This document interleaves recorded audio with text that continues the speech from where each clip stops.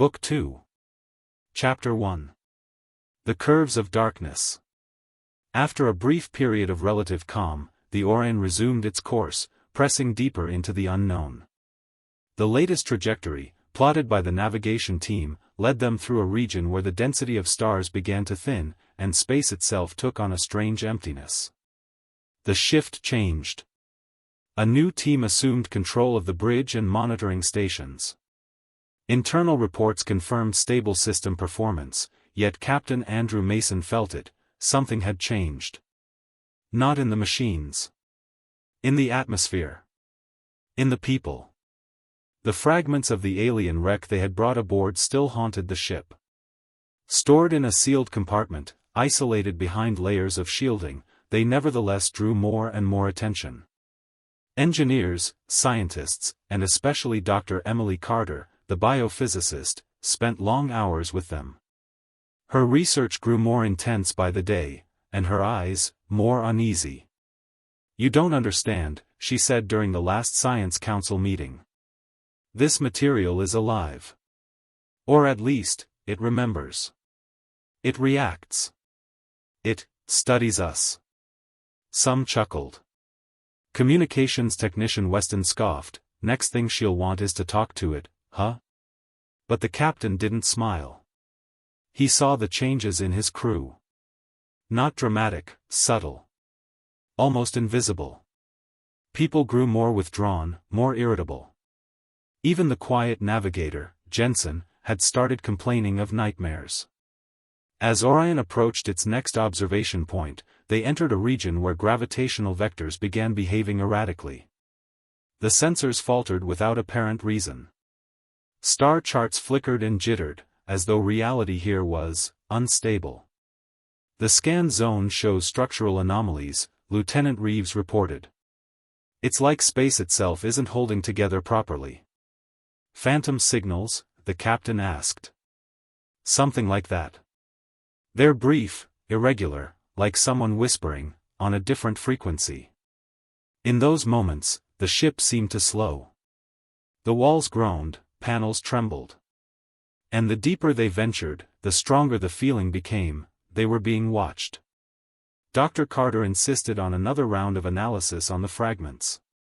As they neared this strange new region, the material's behavior shifted. It began to emit faint pulses in the radio spectrum. "It couldn't be coincidence. Maybe it recognizes this place," she said. "Maybe we're getting close to where it was born." The captain listened carefully. And said nothing. He knew their true objective lay ahead, buried in this dark, warped stretch of space, perhaps long dead. But what if it wasn't? Chapter 2. Through the distortions. Scanning continued almost non-stop. The ship's sensors, augmented by manual analysis, picked up anomalies that defied conventional physics. The space surrounding Orion felt unnatural. As if the very fabric of reality trembled, unraveling in places. Brief, sharp pulses emerged: radio, gravitational, electromagnetic. Their nature remained unclear, yet their recurrence raised concern. Each signal was like an echo of something alien, something long gone, but not entirely. "There was something here once," said Dr. Carter, eyes locked on her display. "Or maybe it's still here. We just can't perceive it directly." The crew moved forward cautiously. Captain Mason, composed and tight-lipped, reviewed each report against the secret coordinates in his directive. The space grew less and less stable, only confirming they were on the right path. At one point, the sensors detected a sudden drop in distortion field density. As though something, or someone, was hiding, folding itself into the fabric of space. A decision was made: deploy a scout drone. The drone was launched beyond the ship's direct line of sight. Its mission was clear: explore the region where readings behaved most erratically. For the first few minutes, everything proceeded as expected. It transmitted images, ran spectroscopy, slowly piecing together a field map. Then, "Signal lost," the technician announced flatly. "Sudden cutoff. No overload, no damage. Just, gone. Silence gripped the control room. The captain gave no order to retreat, he had expected this. But the tension in the air grew heavier. Everyone on board understood, ahead of them wasn't emptiness. It was claimed territory. That night aboard Orion was restless. Not because of technical issues, none were reported. But something hung in the air. A charge, a shift. The crew's glances grew more cautious, more alert. The ship continued forward, deeper, and every kilometer felt less like exploration and more like descent. Into something greater. Then, by morning, the drone unexpectedly reconnected, only for a second. Its signal was warped, the image distorted, but clearly visible, a structure. Alien. Massive. Half lost in the void, like a shadow that kept its shape long after its body had vanished. "These aren't just wrecks," whispered Dr. Carter. "It's a tomb. And someone, or something, is still watching." The captain ordered the ship to stay on course. There was no turning back. Chapter 3. Through the Ruins. The Orion hovered in a pocket of zero gravity, balanced delicately between gravitational currents. Before them loomed something vast, emerging from the blackness of space like a phantom relic. It wasn't merely an object, it was a monument to time itself, pierced, shattered, half swallowed by the vacuum. Its surface was scarred with burns, melted seams, and broken segments. Its sheer size dwarfed anything the crew had ever seen. Even without instruments, it was clear, this wasn't just a vessel. It was something far more intricate. "We're looking at tech at least 2 or 3 orders of magnitude beyond ours," Bennett said quietly, scanning the structure. "This isn't just metal. Some of these materials defy classification." A landing module carrying Carter, Bennett, and Dr. Keene was dispatched to the object's primary hull. Communications remained unstable, but the captain gave the go-ahead.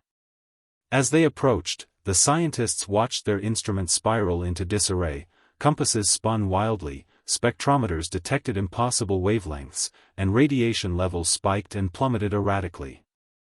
Inside the alien ship, there was only silence. The walls were etched with shapes, not inscriptions in any conventional sense, but something between language and architecture. Perhaps meaning was embedded in form itself. Perhaps it was a code. "It almost feels like the hull was alive," Bennett murmured. "Like it used to breathe. But now, it's either dead or dormant." They moved deeper into a damaged section, and suddenly, the signal cut out. Total silence for several seconds. Then Carter's distorted voice cracked through.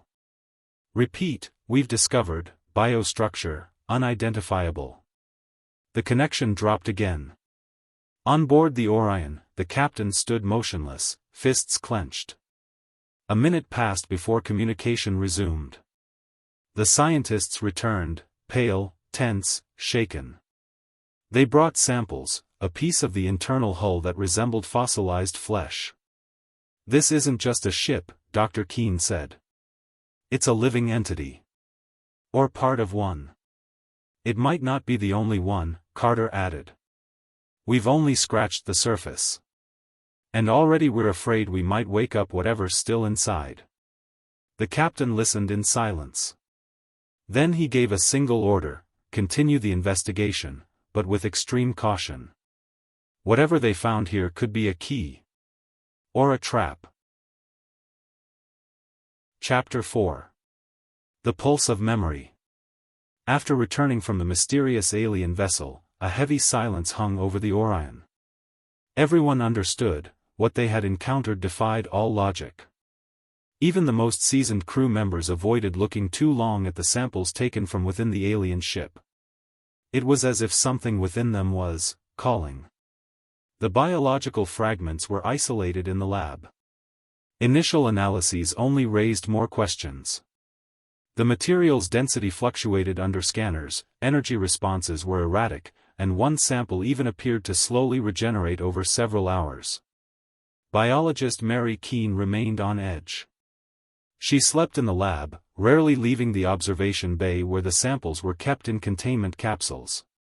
More than once, she felt the strange sensation that the structure was breathing, not in a literal sense, but as if it responded to her presence. At first, she blamed fatigue. But then others began to report similar effects, a low ringing in the ears when near the samples, persistent headaches, and a creeping sense that something unseen was moving alongside them. While the scientists struggled to understand what they had brought aboard, the captain called a closed meeting with the ship's engineers.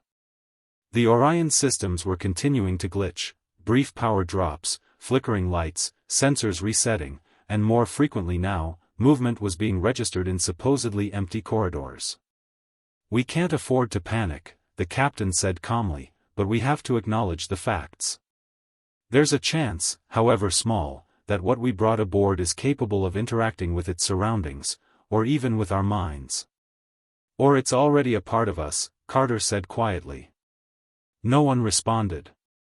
The words hung in the air like a shadow, unspoken but impossible to ignore. Perhaps the Orion was no longer the same ship that left the solar system.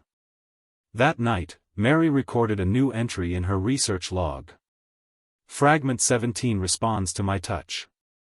It vibrates, as if syncing to the rhythm of my pulse. This may be residual energy, or a primitive form of communication. She clicked off the recorder and sat still for a moment.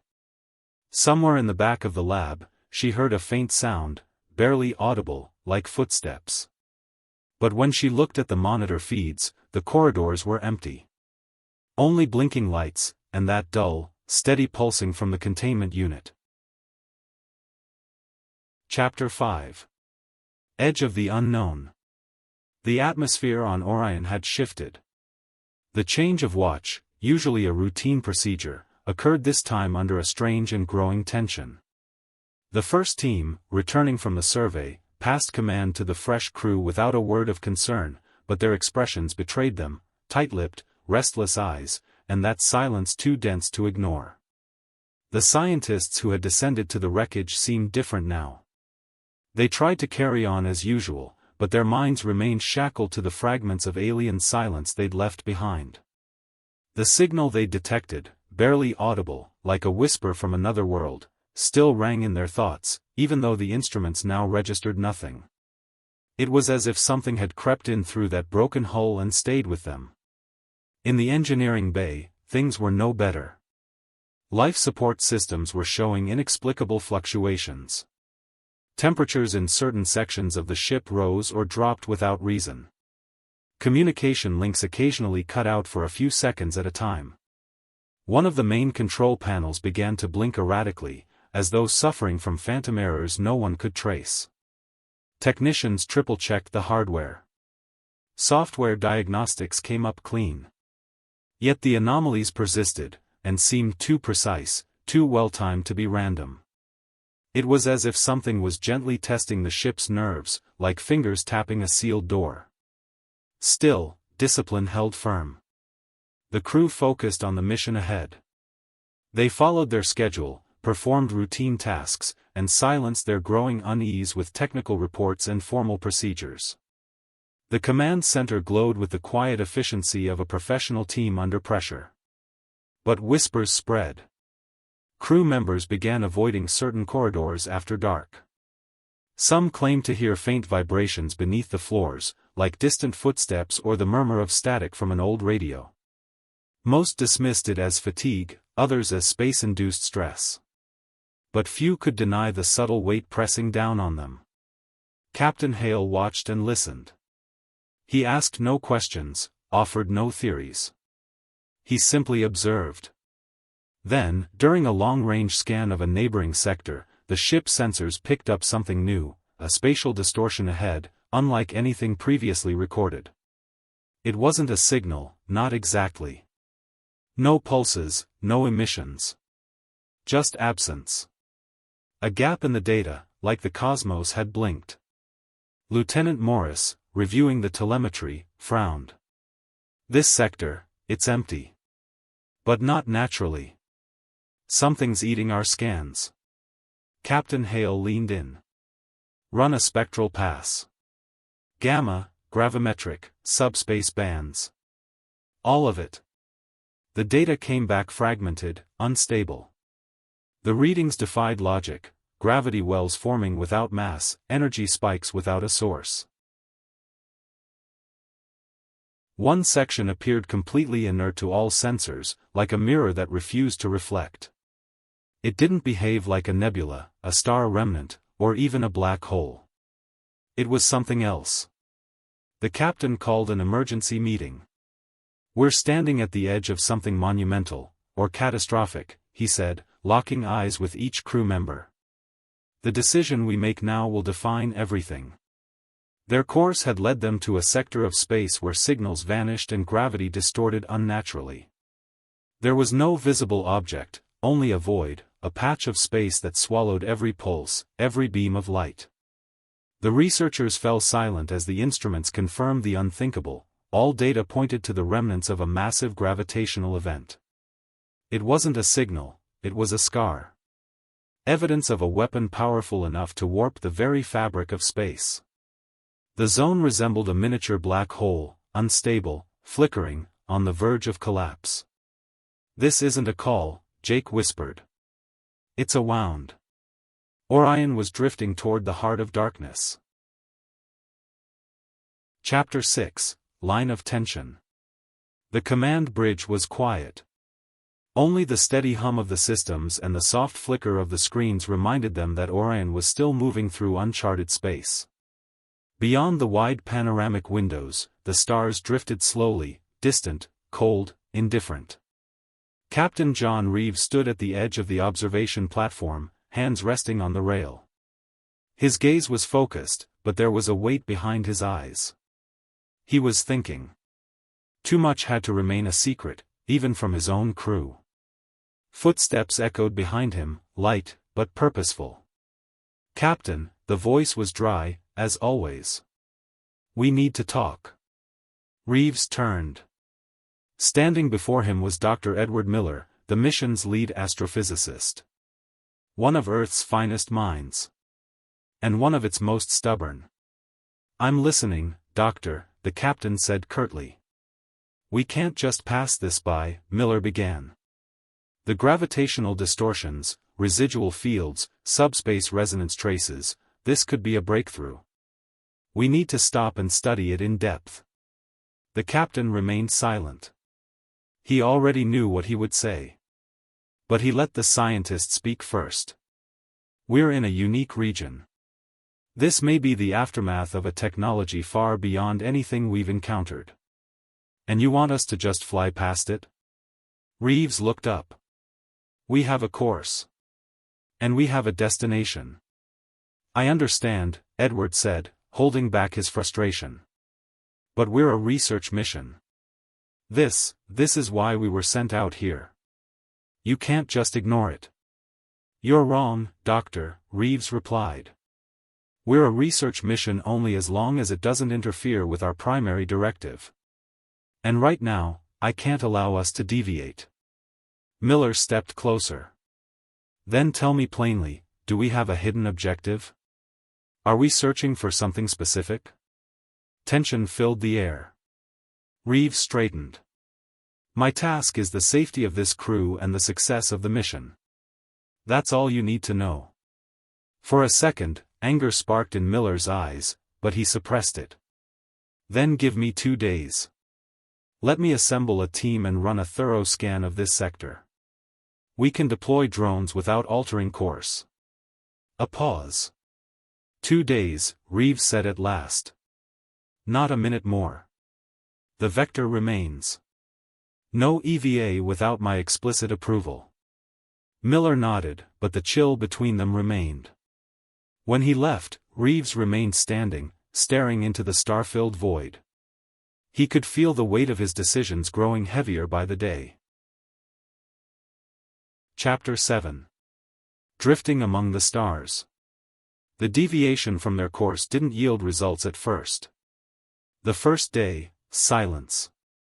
The second, a spike in neutrinos, followed by a subtle change in the density of the surrounding space, as if something stirred in the void. On the third day, the scanners picked up an anomaly, a slowly drifting cluster of objects on the edge of long-range detection. Their signature didn't resemble anything Orion had ever encountered. Wreckage. But not ordinary. Their forms were unnatural, as though not broken apart, but dismembered. Some bore charred, jagged edges, others looked as though they had been sliced with surgical precision. They weren't simply floating, they moved, as if propelled not by gravity, but by the ghost of a long-dead force. The ship approached cautiously, like a surgeon moving toward an open wound. Captain Logan dispatched 3 drones, one for visual inspection, one for spectral analysis, and one equipped with chemical sensors. The data streamed in. The fragments were coated in crystalline structures that looked more like natural growths than artificial plating. One particular piece drew special attention. It emitted a faint but stable signal in a narrow frequency band, not typical for human tech. It didn't seem to be functioning like a transmitter or an engine, but rather like part of an organ, cut from a lifeless body. Astrophysicist Daniels was stunned. These aren't just wrecks. This was part of something alive. Or maybe, it still is. Suddenly, contact with one of the drones was lost. Minutes later, it reconnected, but the data was corrupted. The last images showed shadows cast by no visible light source. Space bending. Visual distortions that looked almost mutated. Analysis revealed that the area where the drone vanished harbored a zone with drastically reduced signal response. A place where space itself seemed to absorb all information. No radio. No lasers. Not even gravity pulses could pass through. It wasn't a black hole, but it wasn't far off. A place where something terrible might have occurred. Not nuclear. Not antimatter. Something else. Something gravitational? It's a scar, whispered Engineer Brady, studying the simulations. Like space was struck there, and never healed. The captain recorded in his private log. These fragments are not silent. They call out. And if you listen closely, you can hear, not a scream, but the echo of a battle long past. We are drawing closer to the thing that tore this part of the universe open. But do we have the strength to face it? Chapter 8. What was alive? Several fragments had been brought aboard and sealed within an isolated compartment. The atmosphere on board Orion grew noticeably tenser. Every crew member understood they had carried inside something whose nature and origin remained uncertain. The analysis began immediately. Under the direction of astrophysicist Daniels, the engineering and science teams launched into a detailed examination of the wreckage. At first glance, the shards resembled exotic armor, something between alloyed metal and crystalline tissue, none of which matched any known elements. But under the microscope, and through spectral analysis, unsettling details emerged that cast doubt on their initial assumptions. This isn't pure technology, Daniels muttered. It's organic. Or something mimicking it. The structure is cellular, but instead of proteins, it's silicon. We're not dealing with machinery, we're looking at tissue. Maybe even a living organism. The revelation sent shockwaves through the crew. Heated debates broke out. Had they unwittingly brought the remains of a living creature aboard? Or had the organism been in a symbiotic relationship with a more intelligent being that had piloted the structure? What if it's not dead, whispered one of the junior technicians. What if we've just awakened something that was sleeping? Captain Logan listened to the reports in silence, his expression unreadable. He understood that this wasn't merely a puzzle to solve, this could be the key to the long-lost battle that had taken place decades ago.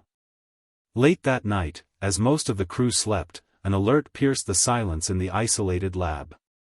One of the fragments had begun to emit a faint infrared glow, as if reacting to its environment. Its surface pulsed, slowly, rhythmically, something inside was moving. This is impossible, Daniels breathed. It's alive. No one slept that night. Questions that had once been easy to ignore were now impossible to escape. Who had fought against this being, or these beings? Was that ancient battle an act of aggression, or a desperate defense? And if this was a ship, was it merely a vessel, or a conscious, living entity? The crew was divided. Some argued the fragments must be studied further. Others believed they should be jettisoned immediately. But Captain Logan had already made his decision. He recorded a note in his private log. "We've touched something alien, but real. These fragments are not relics. They are witnesses. Someone lived. Someone died. And now we carry pieces of them within us, whether we realize it or not." The journey continued. The final waypoint of the mission still lay ahead. But now Orion carried something more than data and samples. It carried a burden, one that none of them fully understood. Chapter 9, Attention to Detail. 2 days had passed since signs of activity were detected within the fragment, and life aboard the Orion had changed irreversibly. The tension was palpable, in the way crew members glanced at each other, spoke in hushed tones, and avoided the sealed compartment unless absolutely necessary. Inside, the science team continued to study the strange wreckage, not just mechanical debris, but something that seemed alive. Dr. Daniels, while conducting spectroscopic analysis, noticed that the silicon-based tissues responded not only to heat, but also to specific sound frequencies. He ran a series of tests using high-frequency waves and received a reaction, not a voice or a signal, but a rhythmic pulsing that resembled breathing. "We may be observing the residual reflexes of a living organism," he stated during a general briefing.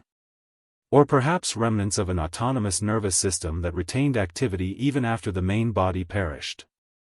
"And what if it didn't perish?" asked Chief Engineer Sarah Miller with concern. "What if it's just dormant, and we're waking it up?" The discussion was heated, with opinions split. But Captain Logan remained calm as ever. He listened carefully to every argument before giving his orders. Monitoring would continue, but with full isolation protocols in place and all life support systems mirrored and prepared for emergency disconnection. Meanwhile, in navigation, an anomaly had been detected. The region where the fragments were found exhibited unusual gravitational behavior.